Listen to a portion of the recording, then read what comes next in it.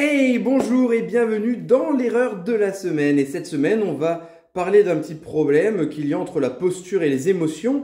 Et l'erreur de la semaine, en fait, compte, c'est de ne pas traiter la partie émotionnelle en première instance d'une problématique de la posture, du physique, etc. Que ce soit des tensions, des douleurs, des asymétries.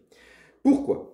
Alors déjà, je ne sais pas si vous suivez mes stories, j'ai partagé il y a 2 jours une story comme quoi l'anxiété était de plus en plus présente chez les enfants et les adolescents, notamment suite Covid. Bon, c'est normal, hein, on met des masques toute la journée, on les restreint, etc. dans leur sociabilité et on sait que l'être humain est un être sociable. Donc ça parlait essentiellement des enfants, des adolescents, mais on peut pas ne pas faire un relationnel avec l'adulte qui est exactement dans le même cas. Moi, en tout cas, ce que je vois, c'est que de plus en plus, quand je consulte en posturologie, j'ai des problèmes liés à l'émotionnel et ça prend même maintenant à peu près 8 cas sur 10. Ok? Donc, je vais vous dire pourquoi, en fin de compte, c'est dommage de ne pas traiter l'émotionnel en première instance. Tout simplement pourquoi? Parce qu'il y a déjà un réflexe archaïque qui s'appelle le réflexe de peur paralysante. Ce réflexe de peur paralysante, quand il est encore présent chez vous, eh bien tout simplement, c'est un bloqueur de plein d'autres réflexes archaïques qui devraient se développer. Le RPP, c'est un des premiers réflexes archaïques qui se développe. Vous savez, c'est un réflexe de survie, tout simplement. Pourquoi? Parce que le cerveau, il pense qu'à une seule chose à la fois, c'est est-ce que tout ce que je fais, est-ce que autour de moi, ce qui est présent est sécuritaire pour moi? Le problème avec ce RPP, c'est que c'est pas le cas, c'est pas sécuritaire. Par exemple, quand quelqu'un claque une porte derrière vous ou claque des mains et que vous sursautez, que vous avez peur, ou quelqu'un, ou tout simplement, vous regardez la lumière du soleil ou une lumière vive et ça vous fait vraiment mal aux yeux, etc. Ou alors un son vraiment particulier, voilà, vous vous dites ah punaise, ça fait mal aux oreilles, etc.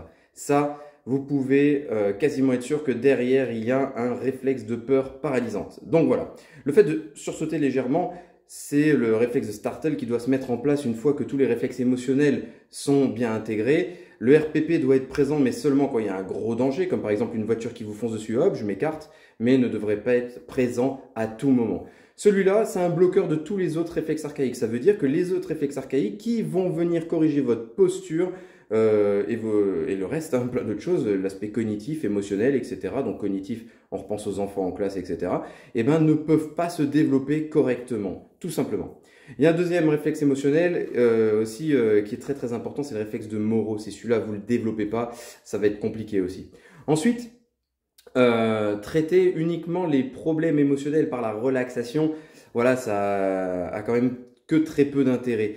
Vous connaissez ma vision, elle est globale. Pourquoi? Parce que la définition de la santé par l'Organisme mondial de la santé veut que la santé s'articule autour des piliers physiques, mental et social.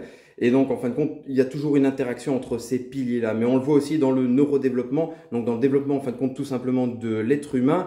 Des choses se mettent en place, l'émotion, la cognition, etc., par le biais du mouvement. Et il faut savoir quand même qu'il y a alors, énormément d'études, même pléthore d'études, entre tout ce qui est activation du cervelet, activation du système vestibulaire et de la vision pour venir soulager les problèmes d'anxiété. Pourquoi? Parce qu'en fait, tout ça vient stimuler une même zone au niveau du cerveau, donc notamment il y a le système limbique, etc. etc.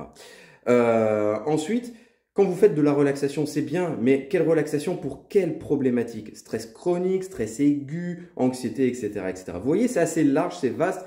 Donc en tout cas, il faut traiter l'émotionnel avant tout ce qui est aspect postural, ou en tout cas en parallèle, il faut vraiment le travailler en même temps et on ne traite pas l'émotionnel qu'avec des séances de relaxation, mais ça en fait quand même un petit peu partie.